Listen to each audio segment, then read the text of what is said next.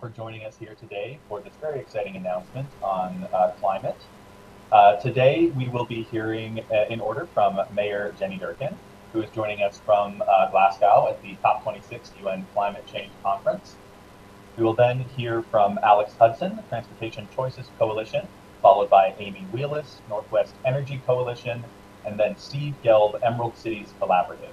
We'll then go back to the mayor and we will do some Q&A. As a reminder to the press who are joining us, if you would like to ask a question, please drop your name and towel that you represent into the chat, and I will call on you, unmute your microphone, and you'll be able to ask your own question at the end.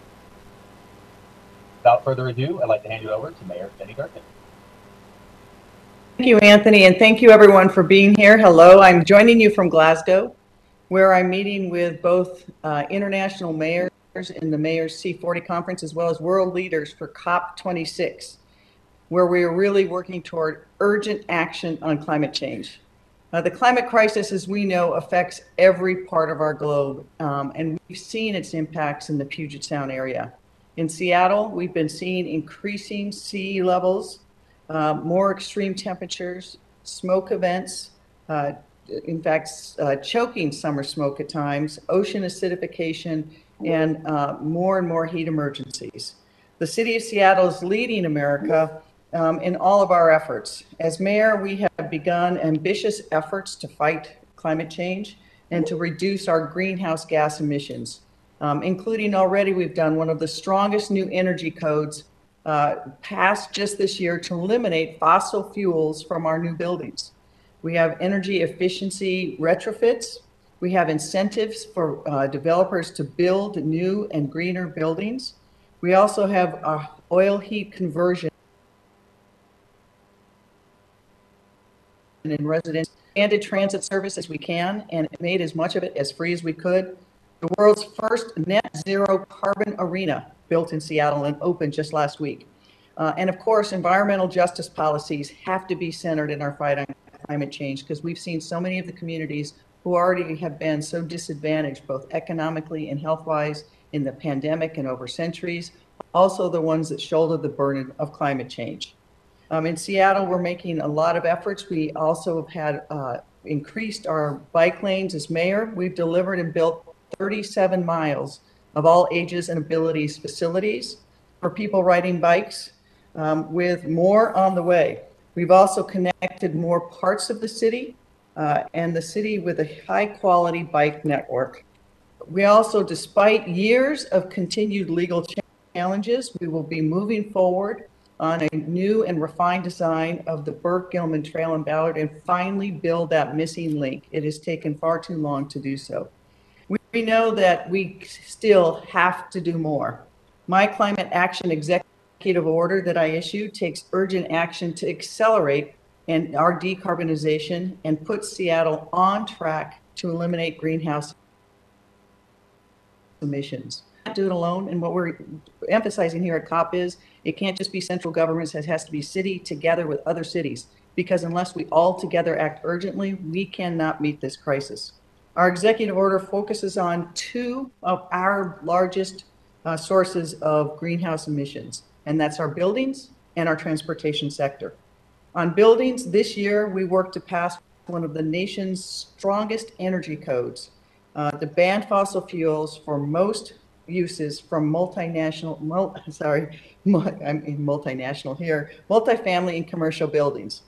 First, building off the policy for new buildings, I'm also in this executive order ordering the Office of Sustainability and Environment to begin engagement to submit legislation next year to create carbon-based building performance standards for existing buildings.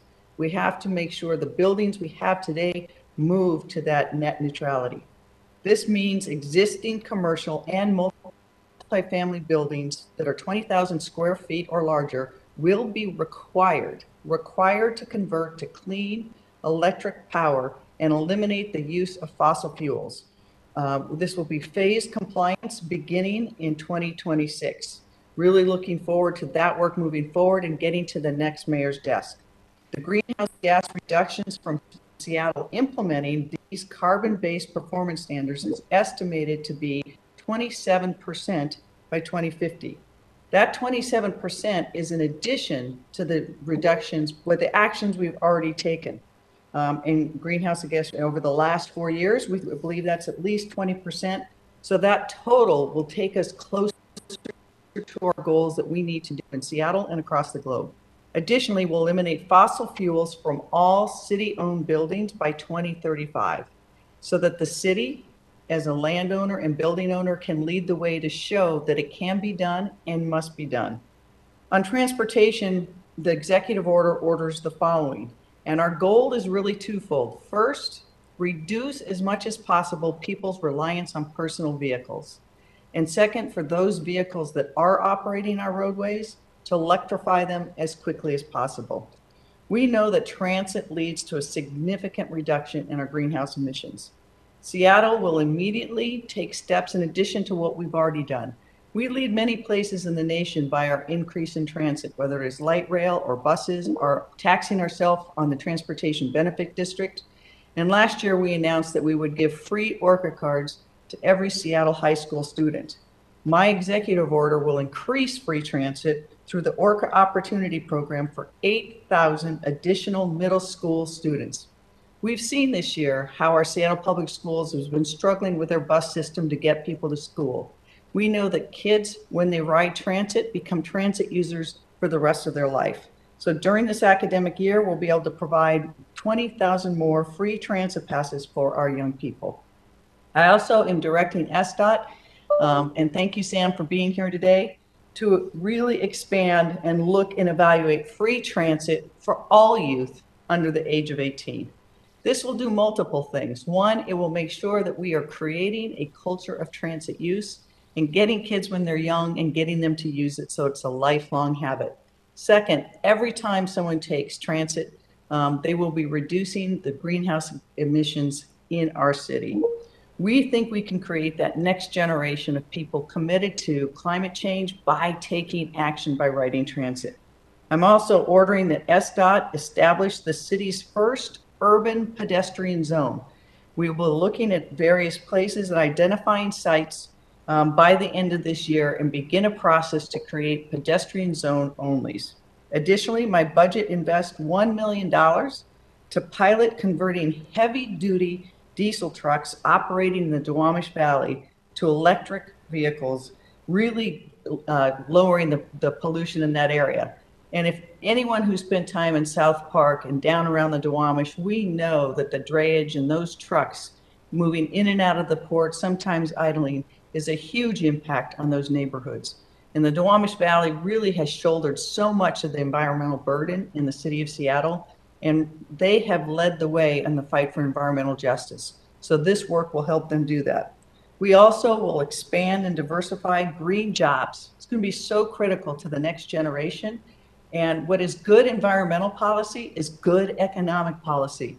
And these jobs will be the jobs of the future. I want Seattle to really lead the way on that and building that workforce and innovating and showing people how we can get this done. By taking these steps today, we really can build a culture of transit use. We can speed up on the conversion of fossil fuels in buildings and in our vehicles. And we can start building a Seattle of the future that we can be proud of. And in fact, we cannot have a Seattle of the future if we do not act urgently. All of the modeling for what will happen to our planet gets more dire by the day. And we have seen that in COP26, many are disappointed by some of the lack of action of central governments. That's why it's so critical for mayors across the globe to act together, to act for each other and to act for one another. We know, for example, the Global South struggles mightily. The number of climate refugees there will be astronomical. So today we act urgently, and I now want to pass it over to Alex Hudson, who's been working on transit issues and transit justice for a long time.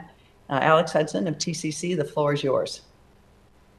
Thank you, Mayor, and thank you for this executive action. I'm Alex Hudson. I'm the Executive Director of Transportation Choices Coalition, We are a statewide advocacy organization in our 29th year of working for more and better transportation choices for people across Washington. We are thrilled to extend our support for the extension of the Orca opportunity in this pilot project that, as the mayor said, will put thousands of Orca cards, free golden tickets into the hands of our youth here in Seattle. This is providing kids and their families a passport to their cities, not only in order to be able to get to schools, but to be able to get to all the places that transit can take our youth. This provides safe, reliable, and affordable trips for families. It increases children's mobility and their access to opportunity for our young people in Seattle. And importantly, it supports household affordability. So we already have a youth fare program here in King County and in Seattle, which is $1.50 a ride. So if every student is taking advantage of that and paying out of pocket, it's $3 a day, and $180 or 180 school days a year means that Seattle families are now paying $540 a year in order to be able to get their youth to school if they don't qualify for the low income program. So that is $540 that we are putting back into the pockets of Seattle families per child, and as well as, increasing their access here. We are also, importantly, as the mayor mentioned, building a generation of transit riders. We know that transportation is the single largest contributor to greenhouse gas emissions, as well as the air pollutants that affect public health and increased rates of asthma and other public health emergencies. And we know that in order to be able to meet our climate goals here in the state of Washington, we need to reduce vehicle miles traveled by 50%. And then electrify the remaining 97% of trips. That is only going to be possible if we create meaningfully usable, fast, frequent, reliable, and importantly, affordable alternatives to driving. And this policy does exactly that. The pilot project, as well as the study to transition to fare-free transit, returns us to policies that we used to have here in the city of Seattle, and as well as very forward-looking strategy for getting our kids onto transit and creating the kind of public health, equity, and mobility conditions that allow a generation of Seattleites and their families to thrive. So thank you very much for this policy, Mayor. We're very, very grateful on behalf of Seattle families like mine who have students in middle school. Alex, next we will hear from Northwest Energy. Thank you, everyone. My name is Amy Wheeless, and I am a Senior Policy Associate with the Northwest Energy Coalition. And thank you, Mayor Durkan, for having me here today. The Northwest Energy Coalition is a public interest nonprofit working in the energy space in the Pacific Northwest. And we are always look forward to our biggest city in the region to lead the way. Energy efficiency, which is the key policy I work on, is really a cornerstone of our energy policy. The cheapest energy is that which you don't use.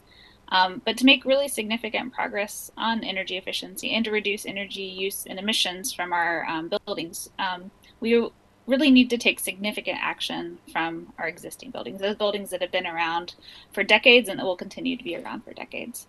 We know from the city's greenhouse gas inventory that emissions are plateauing from our buildings, even though we continue to take significant energy efficiency actions there.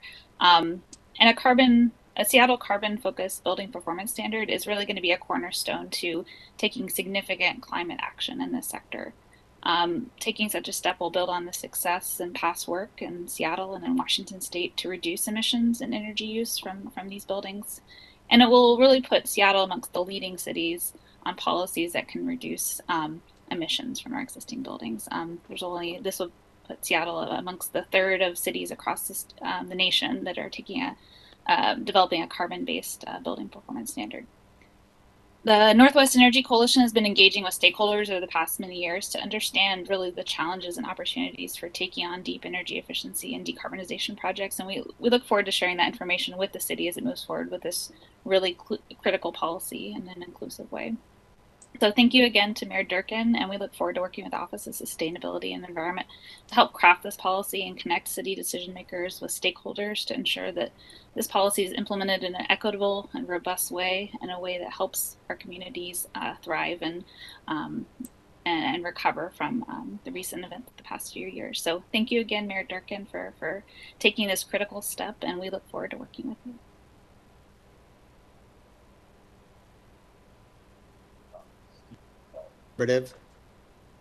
Hi, I'm Steve Gelb with the Emerald Cities Collaborative, a nonprofit working at the intersection of equity and the environment, and a member of the Green New Deal Oversight Board.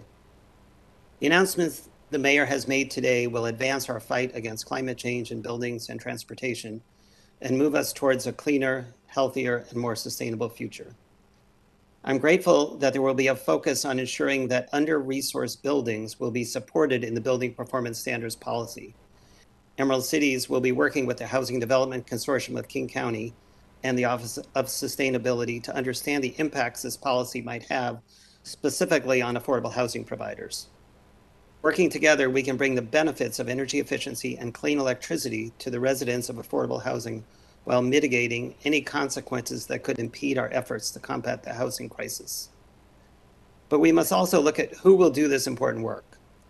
A recent study from the Seattle Jobs Initiative, sponsored by Seattle City Light, indicated that the energy-related trades, electricians, plumbers, and pipe fitters, and HVAC technicians, have a workforce that is not representative of the diversity of our region. Investing in buildings and transportation without addressing this lack of diversity will sustain inequities. That's why I'm excited that the mayor is also launching a Clean Energy Workforce Committee to advance economic equity goals. This is a great step by the city to proactively work with stakeholders to create a well-trained and diverse workforce as we implement our climate policies and programs. And on that front, I also want to call attention to funding proposed in Mayor Durkan's budget for pre-apprenticeship and career entry programs to prepare young members of our BIPOC communities for careers in the clean energy trades. A focused approach, working with our partners in workforce development and labor communities, can provide opportunities for underrepresented groups. Thank you very much, Mayor, for these policies that you announced today.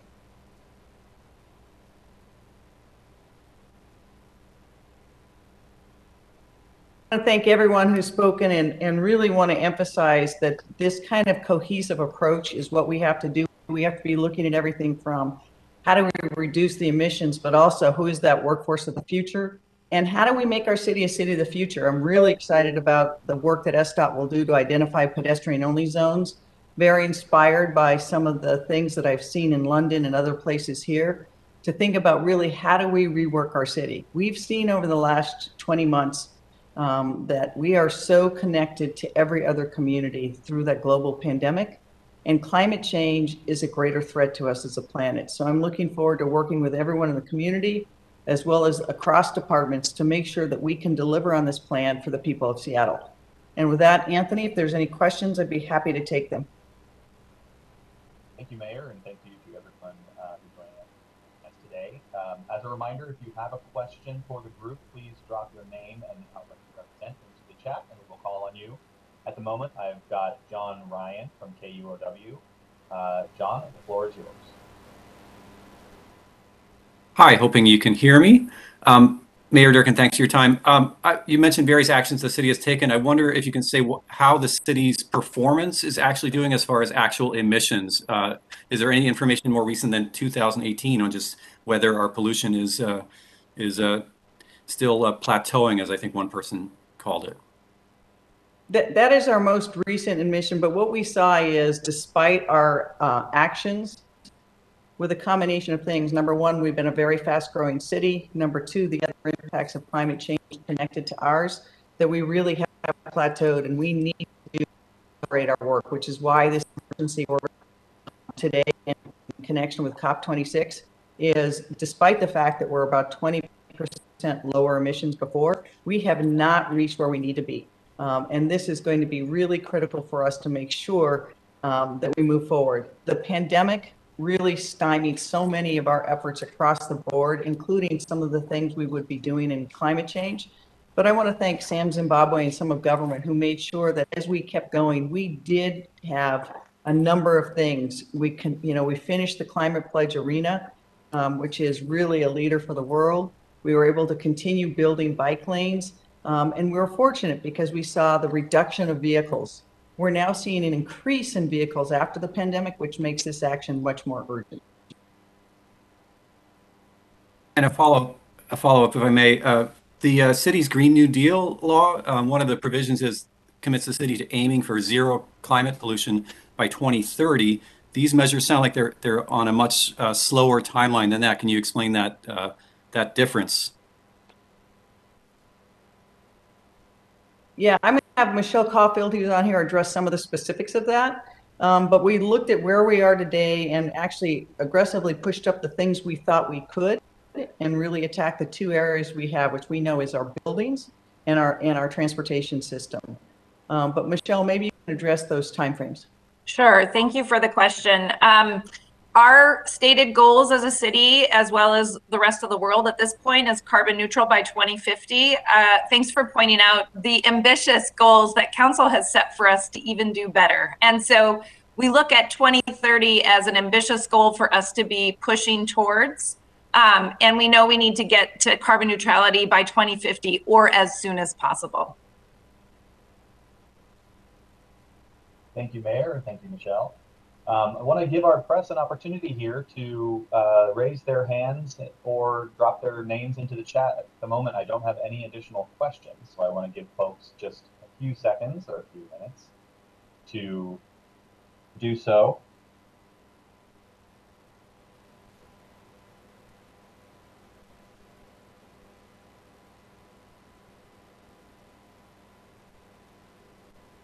Okay. Not seeing any additional folks raising their hands. John does have another follow-up. So John, I'm going to let you go ahead and have another follow-up. Go ahead.